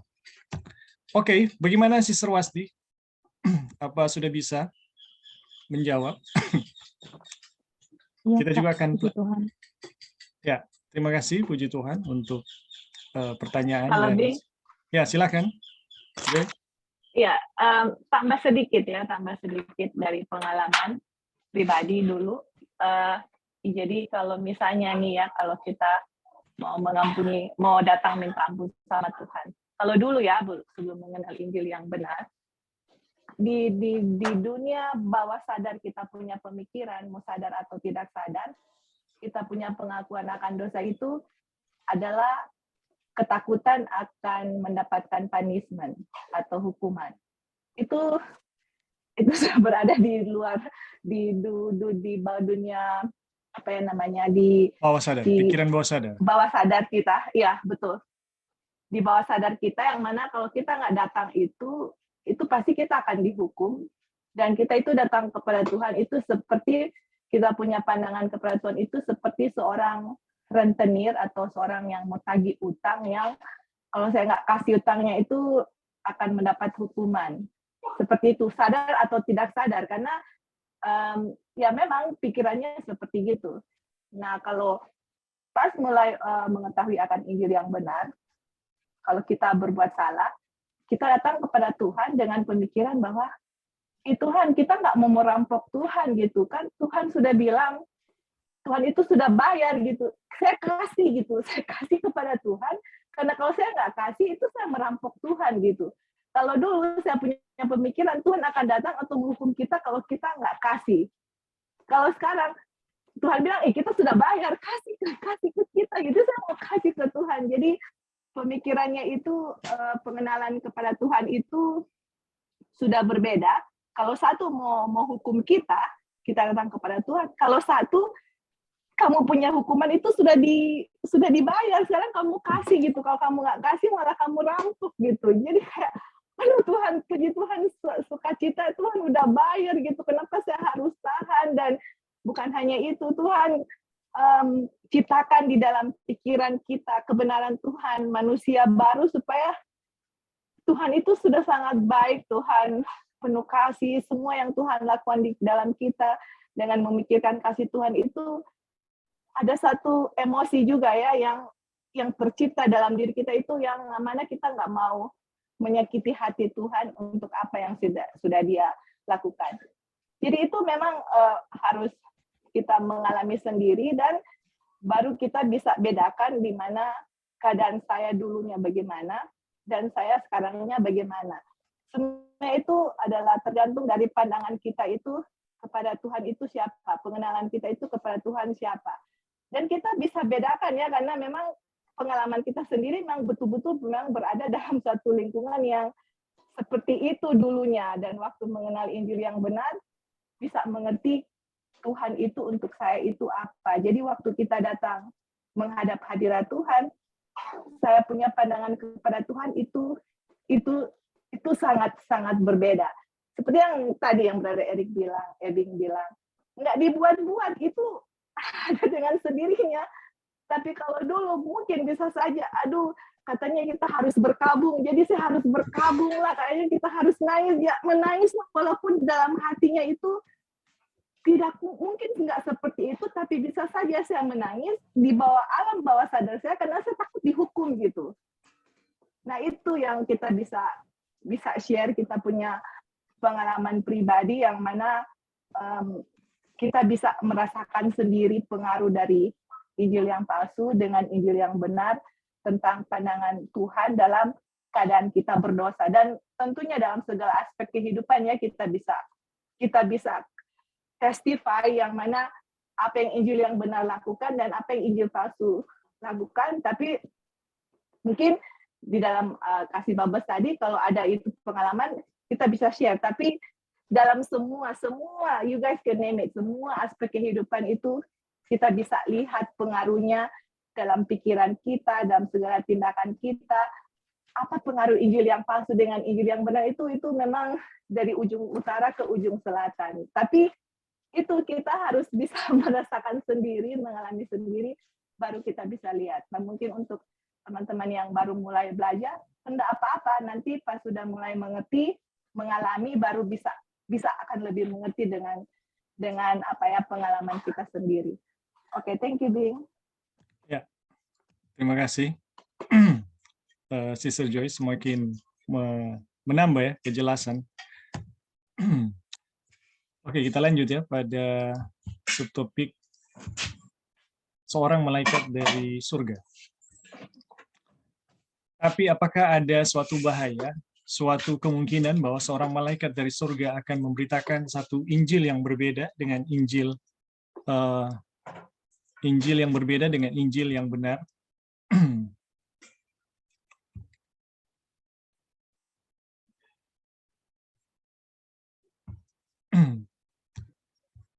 Jadi sekali lagi ya, tetapi apakah ada satu bahaya, suatu kemungkinan bahwa seorang malaikat dari surga akan memberitakan suatu Injil yang berbeda dengan Injil yang benar?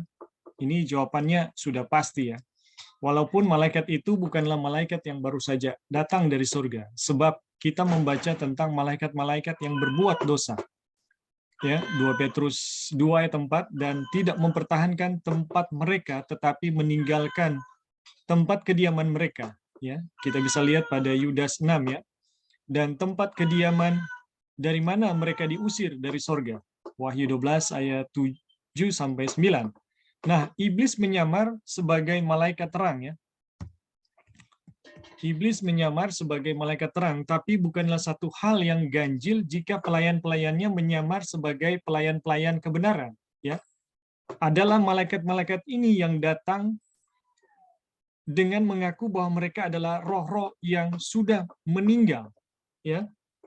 Dan teman-teman, ini banyak ya di dalam tradisi-tradisi kekafiran ya, bahwa orang-orang bertemu dengan orang-orang tua mereka dalam tanda kutip ya,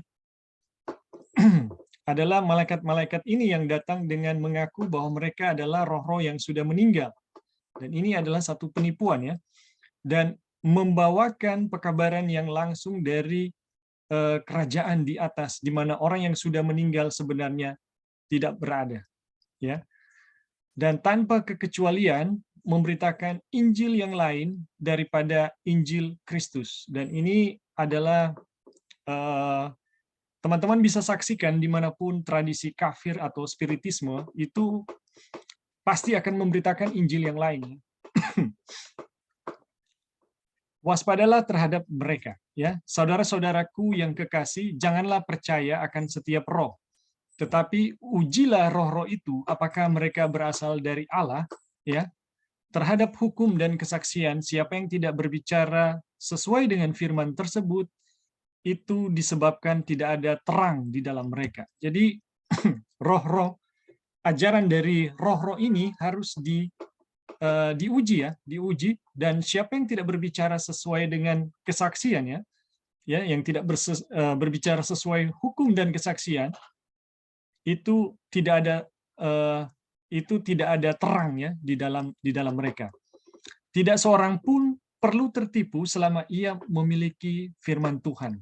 Ya, sesungguhnya tidak mungkin seseorang tertipu sementara ia memegang firman Tuhan itu adalah terang pada jalan kita. Jadi teman-teman, ini poin yang penting sekali ya.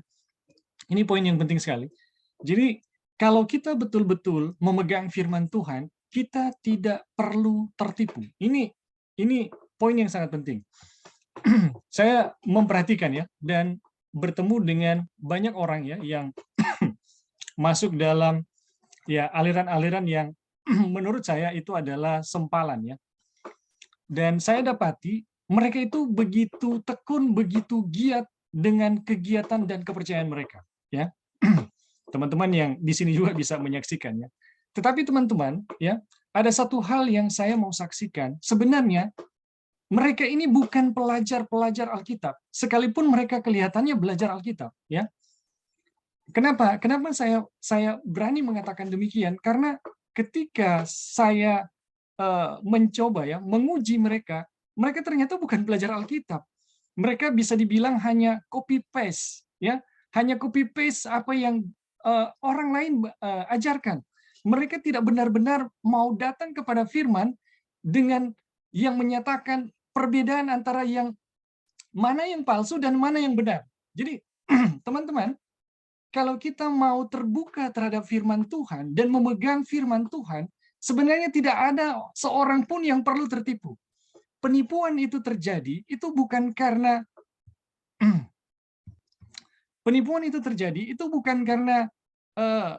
apa ya? Kita bisa bilang apa namanya?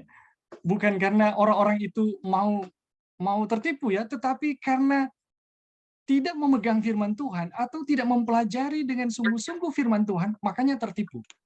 Dan sebagai contoh ya teman-teman, ketika saya berdiskusi ya dengan saudara-saudara yang aliran Davidian, ya saya diskusi dengan mereka. Kemudian ketika saya membuktikan ajaran yang mereka ajarkan tidak sesuai dengan firman Tuhan, oh mereka rujuk kepada pemimpin. Ya, ada pemimpin lokal ya, atau pemimpin grup. Ketika saya diskusi dengan pemimpin mereka, dan tidak mampu menjelaskan keyakinan mereka, oh mereka rujuk ke pemimpin yang lain, dan seterusnya teman-teman. Sampai pada pemimpin puncak mereka, ketika saya diskusi ya dengan mereka, pada akhirnya saya membuktikan apa yang mereka yakini keliru, dan pada akhirnya mereka mengatakan, oh ya kalau itu adalah pilihanmu, itu adalah pilihanmu. Jadi sebenarnya dari pengalaman tersebut, saya bisa melihat mereka sebenarnya ini bukan pelajar. Tetapi bagaimana mereka meng-copy paste ya pendapat dari orang yang mereka yakini bukan terhadap ajaran yang mereka yakini dari firman Tuhan. Jadi teman-teman, ini bahaya yang sangat besar. Salah satu contoh ya, ini saya bukan memfitnah ya. Ini pengalaman yang real mengenai pengalaman saya dengan pemimpin dari Present Truth ya. Ketika menyajikan Nubuatan 25:20 ya, Nubuatan 25:20. Jadi ada perhitungan 490 tahun, saya lupa ya, entah 3 kali atau 4 kali. Joy bisa bantu kalau bisa. Tapi 3 perhitungannya atau beberapa perhitungannya itu benar, tetapi 1 perhitungannya keliru. Jadi teman-teman, bayangkan ini orang-orang telah begitu yakin mempelajari perhitungan tersebut dan mereka mengatakan, wow gitu. Padahal mereka tidak betul-betul menghitung, termasuk orang yang mengajarkannya gitu. Keliru loh saya hitung. Dan saya buktikan di depan mereka ini keliru. Dan akhirnya jawabannya adalah saya tidak tahu. Jadi teman-teman, penyesatan itu terjadi bukan karena firman Tuhan ya atau ajaran-ajaran, tapi karena kita tidak mau betul-betul mempelajari firman Tuhan gitu. Tetapi sebagaimana ya yang diajarkan di sini, kalau kita sesungguhnya ya memegang firman Tuhan itu tidak mungkin ya, tidak mungkin kita akan tertipu. Tidak ada seorang pun yang perlu tertipu selama ia memiliki firman Tuhan. Sesungguhnya tidaklah mungkin seseorang tertipu sementara ia memegang firman itu, ya. Itu adalah terang pada jalan kita. Jadi teman-teman, jika kita melihat ada penipuan-penipuan, sebenarnya bukan mereka pelajar Alkitab gitu, atau kelompok-kelompok yang belajar Alkitab tetapi di dalam kelompok yang salah. Bukan, tetapi karena mereka tidak mau dengan sungguh-sungguh menerima firman itu, maka mereka tertipu. Jadi saya bisa bilang mereka lebih senang pada identifikasi diri daripada mempelajari firman Tuhan ya. Apa maksudnya ini identifikasi diri? Sebagai contoh ya, kalau kita pergi ya kepada satu ministry kesehatan, kita lebih cenderung saya bagian kesehatan gitu. Dan semua doktrin yang saya pelajari cenderung saya identikkan dengan diri saya sebagai seorang misionari kesehatan misalnya atau pelajar kesehatan. Kalau saya pergi kepada ministry yang sifatnya betul-betul murni ministry, saya ministry, semua yang kita lihat adalah ministry. Saya mengidentikan diri saya dengan ministry tersebut. Kalau misalnya saya pergi ke ministry yang belajar nubuatan, saya lebih cenderung melihat segala sesuatu dan mengidentikan diri saya dengan nubuatan. Semuanya harus dilihat dari kacamata nubuatan. Dan seterusnya, bukan benar-benar mau mempelajari. Ya, bukan benar-benar mau menerima firman itu secara utuh, teman-teman. Saya melihat ini orang-orang lebih tergoda untuk mengidentikan diri mereka dengan kelompok tersebut, ya. Bukan mau betul-betul mempelajari firman itu. Kalau kita betul-betul pelajar firman, teman-teman, mau kesehatan kah, mau ministry kah, mau nubuatan kah, semua kita pelajari. Kita tidak akan membuat spesifikasi, saya ya sudah saya pelayanan, saya nubuatan, saya kesehatan. Tidak demikian, teman-teman. Kalau kita betul-betul pelajar Alkitab, kita akan menerima semua topik tentang apa yang Tuhan mau nyatakan di dalam Alkitab. Kita nggak akan misalnya, saya 1888, nggak demikian juga, teman-teman. Pekabaran 1888 adalah Injil yang akan membuka setiap terang, dan kita tidak akan pernah mengidentifikasikan, saya orang 1888. Jadi kalau yang lain, nggak juga demikian, teman-teman. Jadi kalau kita betul-betul pelajar firman Tuhan, kita akan melihat firman Tuhan sepenuhnya. Apapun itu, topik apapun itu, subjek apapun itu, kita akan terima semuanya sebagai satu kebenaran yang dari Tuhan. Dan kalau kita pelajari, kita akan pelajari sungguh-sungguh apa yang Tuhan mau nyatakan ya dari pekabaran-pekabaran tersebut, dari terang-terang tersebut. Kita tidak akan terpaku kepada, ini pendapatnya provokatif banget ya, atau wow banget, jadi ini kebenaran. Enggak demikian, teman-teman. Kalau kita adalah pelajar Alkitab, kita akan kembali kepada Alkitab. Ya, kita akan terima, selidiki firman Tuhan, dan kalau kita memegang firman Tuhan, tidak ada yang akan tertipu. Oke, teman-teman, sampai di sini. Ada yang mau kasih tambahan? Ya, Bing. Ya. Terima kasih, sangat menarik. Dan apa yang Abing bilang itu kita sangat setuju sekali, 100%. Karena kenyataannya kalau teman-teman lihat, ini juga terjadi di grup yang terakhir ini. Kita nggak tahu ya kalau ada yang kalian perhatikan atau enggak. Yang mau kasih kutipan mengenai satu doktrin. Kalau kita nggak tahu kalau kalian perhatikan atau enggak, waktu itu kita tanya kan, dia punya pertanyaan yang disampaikan di situ. Nah, akhirnya ujung-ujungnya dibilang apa? Ya terserah mau percaya apa enggak, saya kan hanya share. Sekarang saya mau tanya, saya mau percaya bagaimana doktrin itu, kalau yang di-share orang yang share pun itu nggak bisa mempertahankan atau nggak bisa menjelaskan dengan sejelas-jelasnya apa yang dibagikan. Masa saya misalnya saya mau coba untuk bilang, wah Bing, ini ada doktrin ini gini, kamu ikut ini doktrin. Terus Bing tanya, oh kalau ini gimana? Ya saya nggak bisa jawab secara pribadi. Saya bilang, ya sudah Bing, Anda mau percaya atau enggak, terserah, saya kan hanya bagikan. Ya saya bisa mau yakinkan Bing untuk ikut apa yang saya yakin.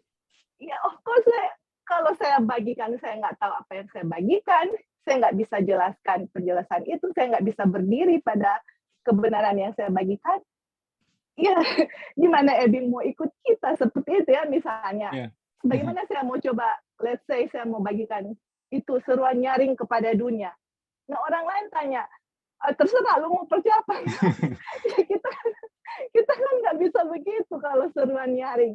Seruan nyaring itu kebenaran iya dan amin, dan pasti saya bisa menjelaskan semua yang Tuhan berikan kepada kita. Kita nggak bisa bilang ke orang di dunia, ya udah lu mau percaya apa enggak, ya terserah, ya nggak bisa. Nah kenapa itu yang tadi Ebing bilang, betul sekali ya kalau kita lihat di dalam orang yang mengaku mempelajari firman Tuhan, tapi teman-teman, kalau kalian lihat ujung-ujungnya mereka itu ada satu pemimpin, oke, mau satu pemimpin, kamu mau dua yang memang berpegang pada pemimpin itu sendiri, teman-teman, saya hanya bilang mereka itu copy paste. Kalau Brother Eric bilang mereka itu echo itu hanya membel apa yang dibilang, belum tentu mereka bisa mempertahankan itu. Kalaupun saya bilang ya, kalaupun mereka mempertahankan itu, pasti doktrin yang diajarkan bilang, kalau kamu nggak percaya doktrin ini lagi, kamu binasa. Itu pasti, karena Injil itu akan mengancam jiwa kalau saya nggak percaya itu hilang. Dan saya sendiri berada dalam situasi seperti itu, karena apa? Saya sendiri mengalami, kalau kamu nggak di grup ini lagi, kamu udah hilang. Dan mereka nyatakan itu. Saya sendiri seperti Yudas. Betul. Ini seperti, pokoknya kalian temukan nama di Alkitab yang karakternya negatif, itu udah dicap ke kita gitu. Jadi mengancam ya, kalau jadi memang betul, itu sangat-sangat betul. Makanya kita nggak perlu tertipu, karena apa? Memang kalau kita betul-betul belajar firman Tuhan, masa firman Tuhan itu sumber kebenaran, kita bisa tertipu dengan kepalsuan? Seperti itu. Masa Alkitab itu kebenaran, kita semua banyak pendapat di sana, semuanya harus sebenarnya satu ya. Nah justru dengan Injil ini yang akan menyatukan kita punya pemikiran, pandangan.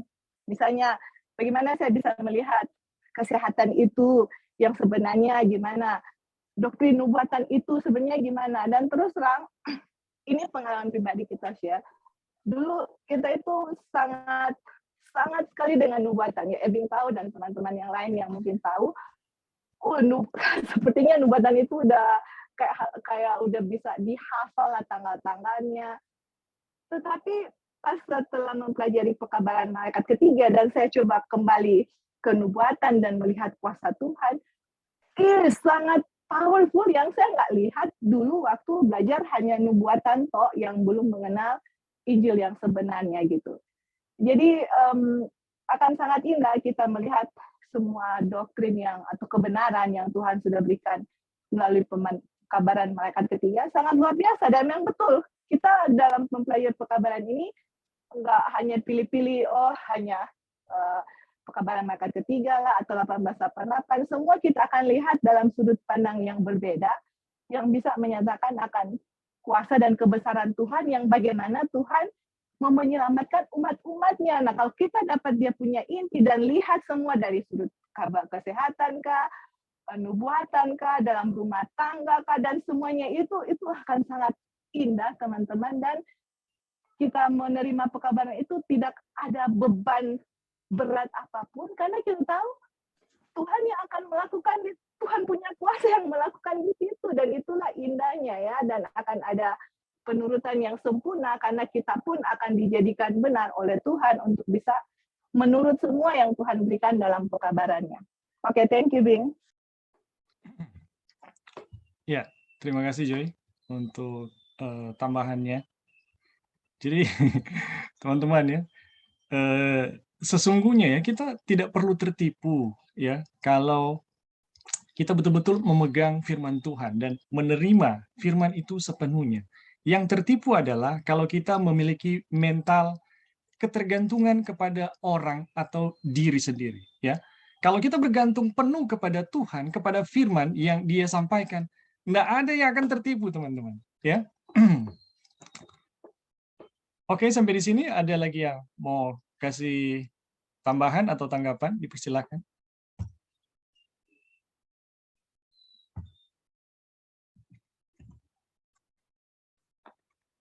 Ya. Jadi teman-teman, kita juga yang belajar pembenaran oleh iman, ya. Saya pernah menyaksikan ya, karena belajar pembenaran oleh iman, akhirnya orang jadi anti hukum dan perbuatan. Aduh, ini gawat teman-teman. Tapi tidak demikian ya kalau kita betul-betul belajar pembenaran oleh iman ya.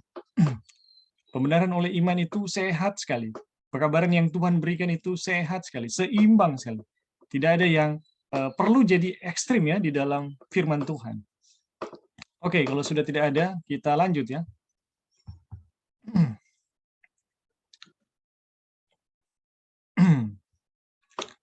Sudah diakui oleh umat Kristen bahwa pada 3 abad pertama, jemaat Kristen telah dipengaruhi oleh kekafiran. Sehingga meskipun telah terjadi reformasi-reformasi, masih ada banyak pengaruh kekafiran yang tinggal. Inilah akibat dari usaha menyenangkan manusia. Nah, teman-teman, kita lihat ya.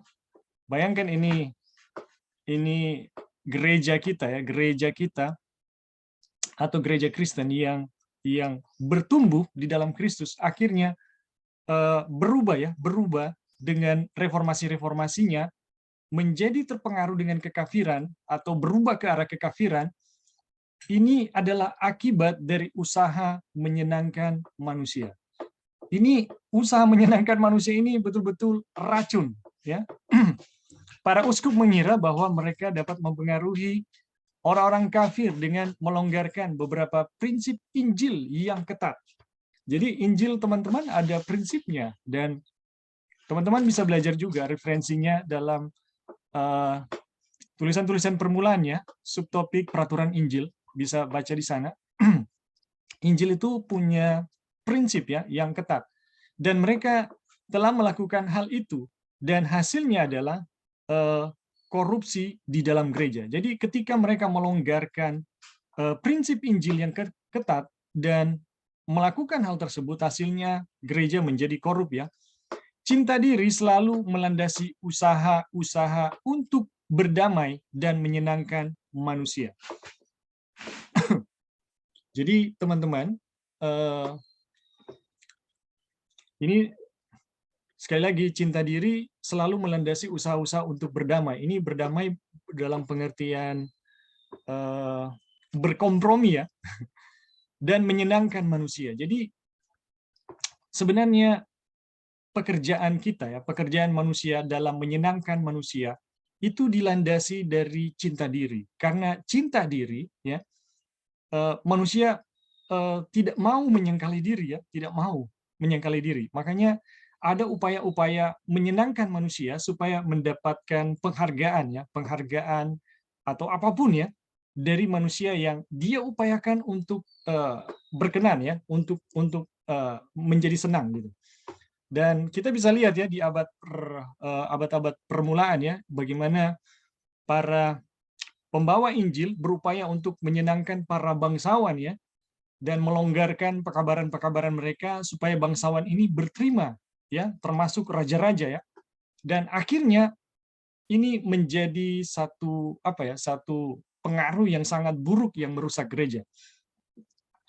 Para uskup berkeinginan seringkali tanpa kesadarannya untuk menarik murid-murid kepada diri mereka sendiri. Nah, ini cikal bakal kemurtatan ya.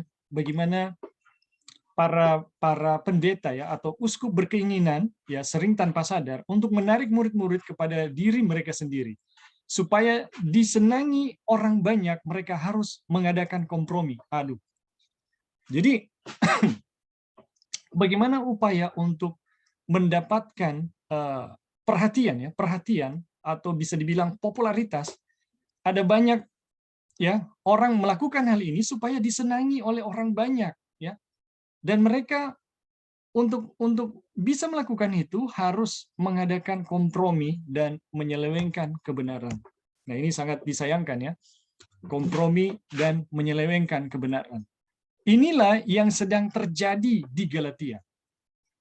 Kalau misalnya kita ketemu dengan orang-orang yang miskin atau yang biasa, kita mungkin akan kata-kata kita bersifat menemplak, ya. Tetapi kalau kita tiba-tiba ada orang yang sangat kaya, berpengaruh, bangsawan, ya, pejabat tinggi, wah kata-kata kita diperhalus untuk bisa disampaikan kepada mereka. Ini hati-hati teman-teman. Inilah yang sedang terjadi di Galatia. Manusia menyelewengkan Injil Kristus, ya. Tetapi Paulus bukanlah dari golongan tersebut, ya. Ia berusaha menyenangkan Tuhan dan bukan manusia. Ia adalah hamba Tuhan dan Tuhan adalah satu-satunya yang perlu disenangkan. Barang siapa yang berusaha menyenangkan manusia, ya, adalah hamba manusia dan bukan hamba Allah. Jadi teman-teman, kalau kita betul-betul mau melayani Tuhan, ya, kita jangan sampai motif kita untuk menyenangkan manusia. Karena kalau kita menyenangkan manusia, kita bukanlah hamba Tuhan. Karena orang-orang yang melayani Tuhan, itu pasti akan menyenangkan Tuhan, bukan manusia. Tapi ada tetapinya ya, kita akan baca selanjutnya ya, teman-teman. Prinsip ini adalah benar, ya. Setiap macam pelayanan, prinsip ini adalah benar dalam setiap macam pelayanan. Para pembantu di rumah atau di toko yang bekerja hanya untuk menyenangkan manusia tidak akan menjadi hamba-hamba yang setia. Jadi teman-teman, kenapa mereka menjadi hamba-hamba yang tidak setia? Karena mereka akan melakukan pekerjaan yang baik hanya apabila mereka dilihat. Jadi ini adalah bentuk kemunafikan ya. Bagaimana orang bekerja hanya untuk menyenangkan manusia. Jadi mereka berbuat baik supaya dilihat dan hanya untuk dilihat orang gitu. Karena mereka akan melakukan pekerjaan yang baik hanya apabila mereka dilihat. Tetapi akan meremehkan satu tugas yang tidak dilihat oleh majikan mereka gitu. Jadi teman-teman, ini bermuka dua ya. Tetapi akan meremehkan satu tugas yang tidak dilihat oleh majikan mereka. Dan inilah akibat dari pemikiran bahwa kita berupaya untuk menyenangkan manusia atau nilai diri kita adalah bagaimana kita berupaya untuk menyenangkan manusia ya.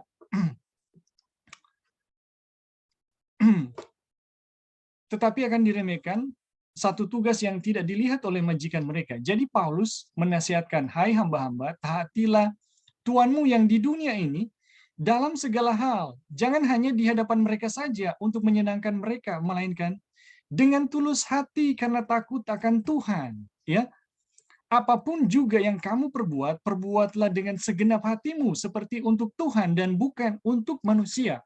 Kamu tahu bahwa dari Tuhanlah kamu menerima bagian yang ditentukan bagimu sebagai upah, karena kamu melayani Tuhan Yesus Kristus.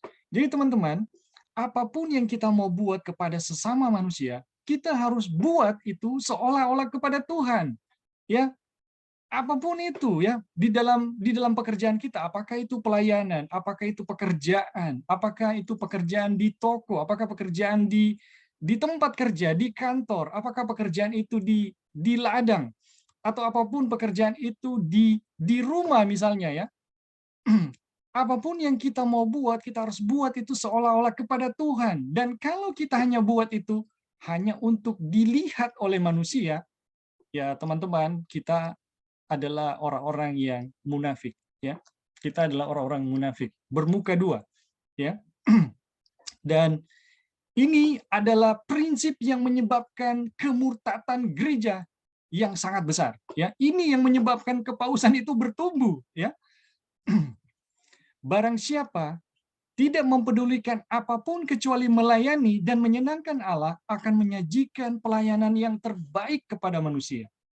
Jadi, teman-teman jangan salah ya, ketika kita betul-betul memberikan pelayanan kepada Tuhan, bukan kepada manusia atau bukan upaya menyenangkan manusia, itu berarti kita akan mengabaikan manusia. Salah ya, teman-teman. Itu keliru benar. Barang siapa tidak peduli apapun kecuali melayani dan menyenangkan Allah akan menyajikan pelayanan yang terbaik kepada manusia. Aduh, ini luar biasa.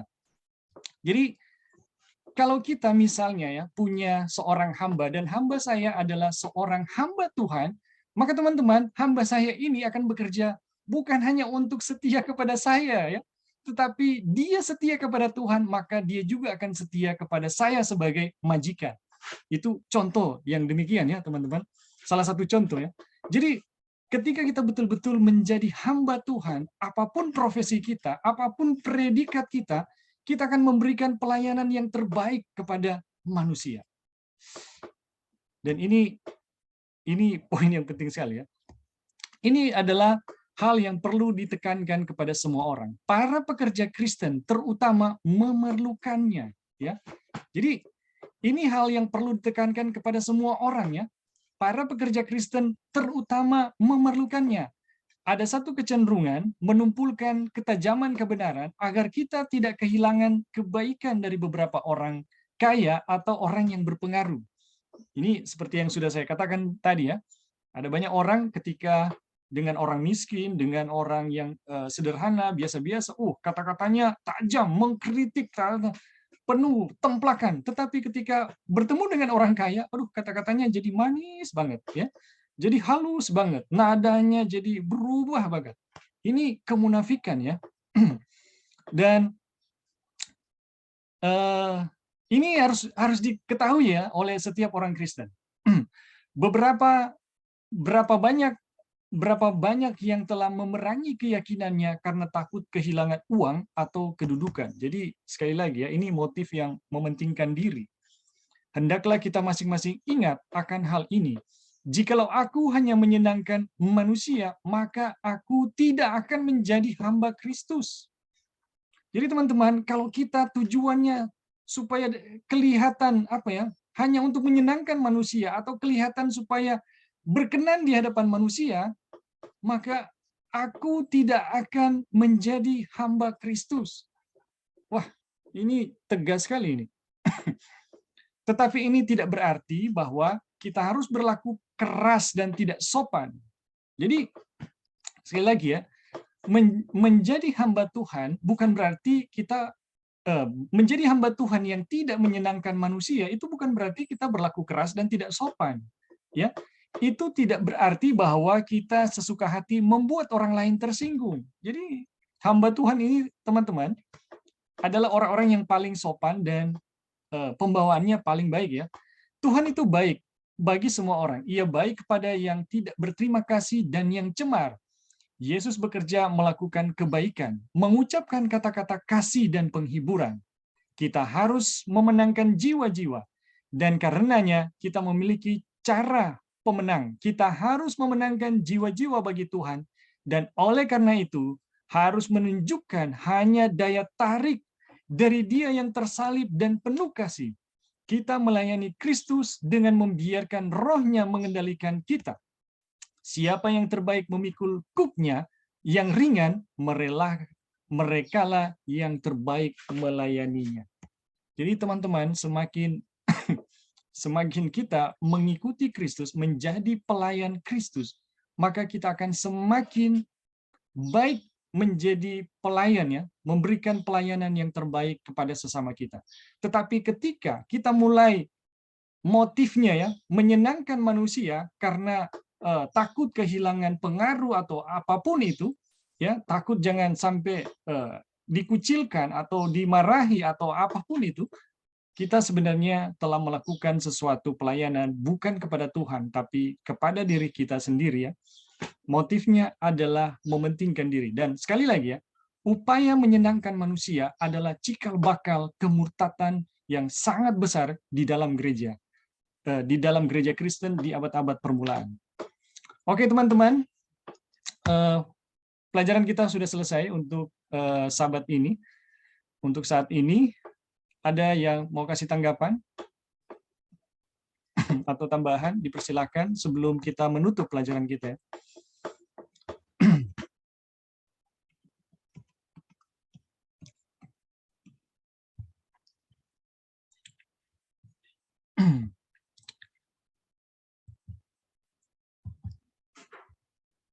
Ada teman-teman yang mau memberi tanggapan? Dipersilakan.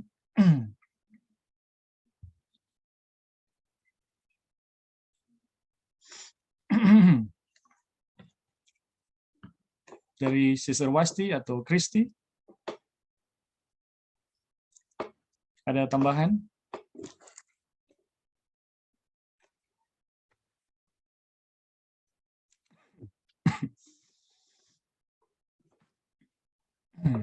Sudah nggak pas? Ya, dari Kristi? Puji Tuhan. Oke. Dari Greenberg? Halo, Sister Greenberg.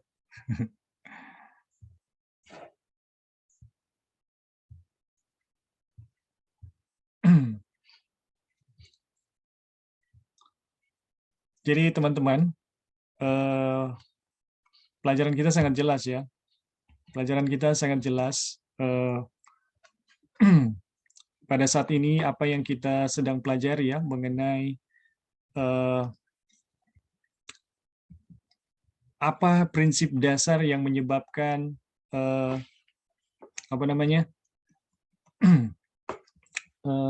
kemurtatan ya di dalam gereja dan bagaimana Injil yang lain telah menyebabkan kemurtatan atau menyebabkan kemurtatan, bagaimana manusia berpisah dari Tuhan ya. Jadi teman-teman, pelajaran kita saat ini betul-betul adalah satu berkat yang sangat besar bagi kita untuk bagaimana kita bisa membedakan ya, bagaimana kita bisa membedakan mana Injil ya, mana Injil yang benar dan mana Injil yang lain. Dan teman-teman, harapan ya dalam buku yang sedang kita pelajari saat ini adalah ketika kita selesai mempelajarinya, kita udah bisa memahami dengan sangat jelas apa pekabaran Injil yang benar dan bagaimana Injil yang lain atau Injil yang palsu. Dan Injil yang lain dan palsu, teman-teman, itu betul-betul di dalam buku ini akan dikontraskan dengan sangat jelas. Karakteristik dan sifat-sifat ya dari Injil yang lain dan Injil yang benar. Dan teman-teman, semoga ya setelah selesai ini kita betul-betul dibekali dengan berkat dari Injil yang benar, mendapatkan kekuatan dari Injil yang benar, dan bisa dengan sangat jelas membedakan mana Injil yang lain atau Injil yang palsu. Teman-teman, pelajaran kita sudah selesai. Apa masih ada lagi yang mau kasih tambahan sebelum kita tutup? Kalau sudah tidak ada,